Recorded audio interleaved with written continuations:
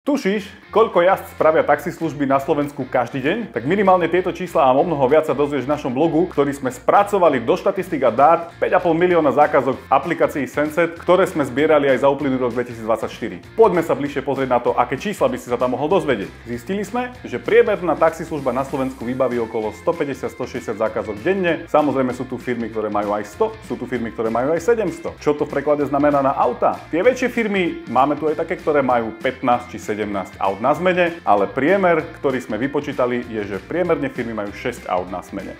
Čo je ďalej zaujímavé? Určite sme sa pozreli na to, koľko vodičov obsluhuje tieto auta. Je to pohľad na nejakú efektivitu. Ak je firma, ktorá má 2 vodičov na jedno auto a potom sú tu firmy, ktoré majú dokonca 4 alebo až 5 vodičov na jedno auto.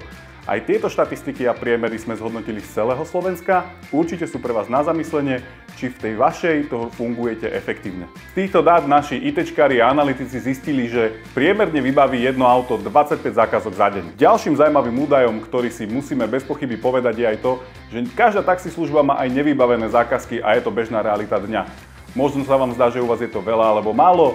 Dovolím si vám prezradiť, že priemer Slovenska je 20% je nevybavených zákazok, ktoré dokážete alebo nedokážete obslužiť vzhľadom na to, že či máte dosť aut alebo prišli v nejakom veľmi rýchlom momente, kedy ste ich jednoducho nedokázali vybaviť. Všetky takéto informácie, priemery, minimálne a maximálne hodnoty, zobrazené v grafoch, všetky dáta nájdeš v našom detailne rozpísanom blogu na stránke Senset, kde link nájdeš dole v odkaze. Klikaj.